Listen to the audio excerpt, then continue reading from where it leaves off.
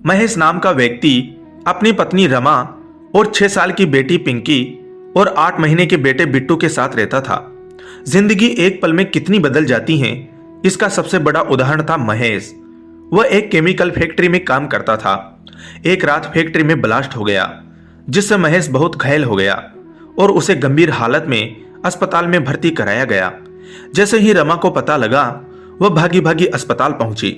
Doctor Rama से कहता है, काफी गंभीर हालत है आपके पति की, हम अपनी तरफ से पूरी कोशिश कर रहे हैं, आप भगवान पर पूरा भरोसा रखिए। महेश बच तो गया, पर उस हादसे में उसने अपना पैर भी खोया और अपनी नौकरी भी। घर में जो भी जमा पूंजी थी वह उसके इलाज में खर्च हो गई। पिछले 3 महीनों से वो बेरोजगार था। इन 3 महीनों में उसने नई नौकरी ढूंढने की कोशिश की, लेकिन एक अपाहिज को कोई भी नौकरी नहीं देना चाहता था। अब तो बारिश का मौसम भी शुरू हो गया था। इस मौसम में उसे एक जगह से दूसरी जगह जाने में बहुत दिक्कत होती थी, क्योंकि सड़कें पूरी तरह पानी से भर जाती। आज भी वो परेशान अपने घर लौट रहा था। महेश चलते चलते मन ही मन दुखी होकर सोच रहा था कि आज भी मुझे काम नहीं मिला। सब लोग मुझसे नजरें ऐसे चुराते हैं जैसे कि मैं कोई भूत हूं। अरे आप लोग ही बताओ, क्या अपाहिज को जीने का हक नहीं है क्या? वो और उसका परिवार क्या भूखा मर जाए? महेश बार बार की असफलता से परेशान हो चुका था। उसका मकान मालिक 3 महीने का किराया वसूलने हर दूसरे दिन उसके घर आ जाता था। साथ ही घर खाली करवाने की धमकी भी देता था। कल शाम भी वह आखिरी चेतावनी देकर गया था। इधर घर में खाने के लिए अनाज का दाना भी नहीं था। पिछले 2 दिन से पूरे परिवार ने कुछ भी नहीं खाया था। उसे कुछ भी समझ नहीं आ रहा था कि अब वह क्या करे। वह यह सोचते सोचते जा ही रहा था कि तभी जोरों की बारिश शुरू हो जाती है। महेश सोचता है कि मुझे उस चाय की टपरी के नीचे छिप जाना चाहिए। कहीं बारिश में तबीयत खराब हो गई तो लेने के देने पड़ जाएंगे। वह चाय की टपरी के नीचे जाके खड़ा हो गया। चाय की टपरी वाला चाय के साथ पकौड़े भी बना रहा था। लोग चाय के साथ पकौड़े भी खाते हुए बारिश का मजा ले रहे थे। उसे पता था कि घर में कुछ भी खाने को नहीं है। उसने अपनी जेब में हाथ डाला तो 10 रुपए का बहुत ही पुराना नोट मिला। वह सोचता है कि 10 रुपए ही हैं जेब में, क्या करूं क्या ना करूं। हम पति पत्नी तो पानी पीकर भी रह लेंगे, लेकिन बेचारी पिंकी का क्या? जब मैं उसके लिए पकौड़े लेके जाऊंगा तो वह बहुत खुश हो जाएगी। पहले उसने बहुत सोचा, फिर उसने पैसों से पकौड़े खरीद लिए। थोड़ी देर बाद बारिश बंद हो गई। फिर वो पकौड़े लेकर घर पहुंचा, लेकिन घर के बाहर पहुंचते ही उसकी आंखों में आंसू आ गए। उसके बच्चे और पत्नी घर के बाहर खड़े थे और उसका 8 महीने का बेटा बिट्टू अपनी मां की गोद में लगातार रोए जा रहा था। पिंकी सहमी अपनी मां का आंचल पकड़कर खड़ी थी। उनका मकान मालिक उनका बचा खुचा सामान सड़क पर फेंक रहा था।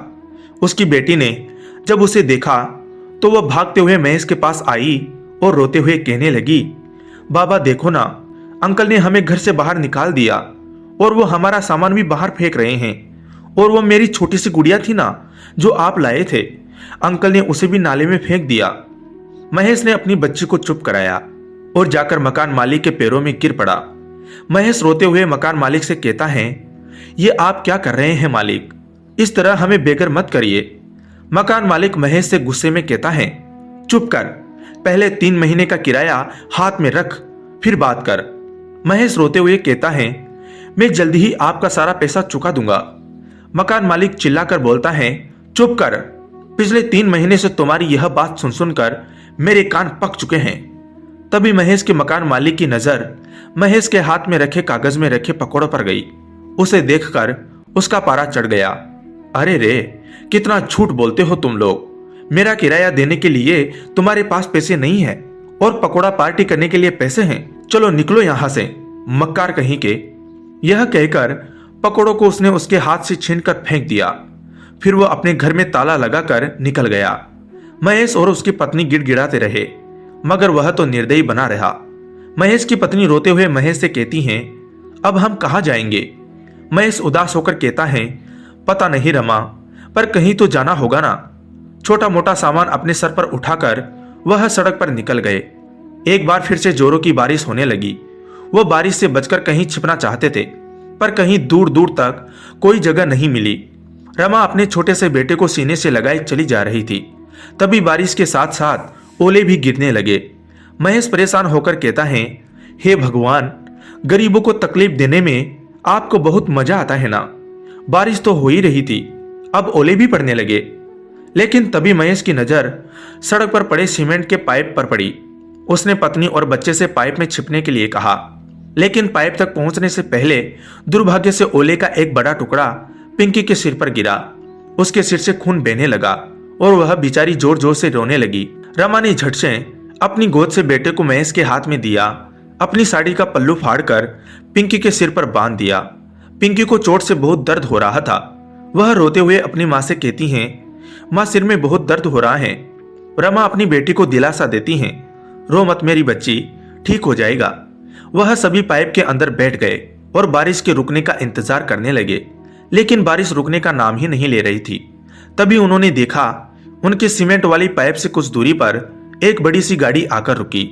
उसमें से दो कपल बाहर निकले और बारिश में भीगने लगे। लड़का कहता है, बारिश में भीगने का अलग ही मजा है ना काजल। काजल हंसते हुए उससे कहती हैं, सच में अखिल, बारिश में भीगना और उसके बाद गर्मा गर्म पकोड़े खाना जन्नत सा मजा देता है। काश यह बारिश पूरी रात हो जाए तो मजा आ जाए। एक तरफ तो महेश का परिवार बारिश के रुकने का इंतजार कर रहा था और दूसरी तरफ कोई पूरी रात बारिश चाह रहा था। कितनी असमानता है ना भगवान की बनाई हुई दुनिया में। महेश और उसकी पत्नी यही सोच रहे थे और बारिश के रुकने का इंतजार कर रहे थे, लेकिन बारिश नहीं रुकी और भी तेज हो गई। सड़कों पर पानी भरने लगा और 2 दिन से लगातार बारिश होने के कारण बाढ़ वाली स्थिति होने लगी। उन लोगों की सीमेंट वाली पाइप में भी पानी आने लगा।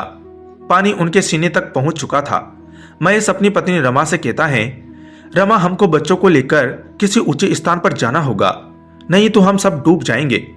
तभी महेश पिंकी को अपने कंधों पर उठाया और किसी सुरक्षित जगह की तलाश में आगे की ओर जाने लगा। तभी पानी का एक तेज बहाव आया और महेश का नियंत्रण बिगड़ गया और वह गिर गया। पिंकी भी गिर पड़ी और वह पानी के बहाव के तेज चपेट में आ गई और पानी में डूबने लगी। पिंकी रोने चिल्लाने लगी, पापा पापा बचाओ मुझे, मैं डूब रही हूँ पापा। एक तो 2 दिन से भूखा परिवार, ऊपर से बारिश का कहर। महेश चाहकर भी अपनी बच्ची को नहीं बचा पाया और पिंकी पल भर में ही उनकी आंखों से ओझल हो गई। रमा रोने चिल्लाने लगी, पिंकी पिंकी कहाँ हो तुम, हाय मेरी बच्ची। लेकिन पिंकी ने कोई जवाब नहीं दिया। आज महेश खुद को बहुत ही असहाय महसूस कर रहा था। एक असहाय पिता की तरह महेश ऊपर आसमान की तरफ देखकर कहने लगा, भगवान तुम्हें जरा भी दया नहीं आती क्या हम गरीबों पर?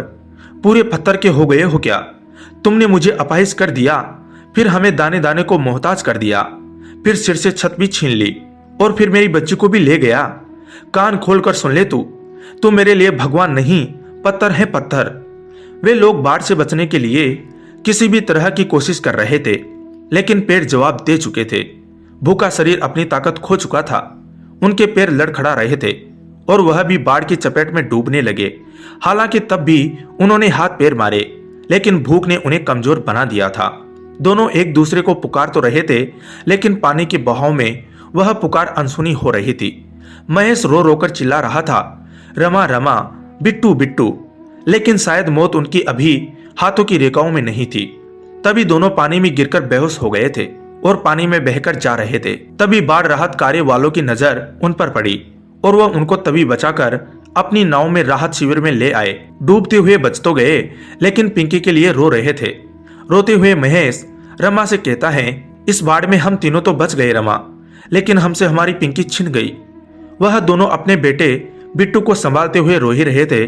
तभी एक नन्ही सी बच्ची, जिसके हाथों में बिस्किट और एक ब्रेड का पैकेट था, वह पैकेट उसको राहत शिविर वालों ने दिया था, उनके पास आई और पीछे से आकर बोलने लगी, बाबा बाबा क्यों रो रहे हैं आप लोगों को भी भूख लगी है ना? ये लीजिए ब्रेड खाइए, अंकल ने मुझे दी थी, मैं आप लोगों का ही इंतजार कर रही थी। वह आवाज पिंकी की थी।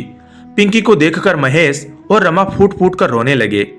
पिंकी को भी राहत कार्य वाले बचाकर शिविर में ले आए थे। अपनी बच्ची को जिंदा देखकर वह लोग ऊपर वाले का शुक्रिया अदा करने लगे। पूरा 1 महीना वह लोग राहत शिविर में रहे। उसके बाद सरकार ने उन्हें कुछ पैसे मुआवजे में दिए, जिससे वह नई जिंदगी की शुरुआत कर सके। आज महेश चाय पकौड़े की एक दुकान चलाता है। उसकी जिंदगी पहले से बेहतर हो गई है। बारिश ने परीक्षा तो ली उनकी, लेकिन उसी बारिश ने फिर से अपने पैरों पर खड़े होने का मौका भी दे दिया। मुआवजे के पैसे से महेश ने खुद का काम स्टार्ट किया। तभी तो कहते हैं भगवान के घर देर हैं अंधेर नहीं। धन्यवाद दोस्तों।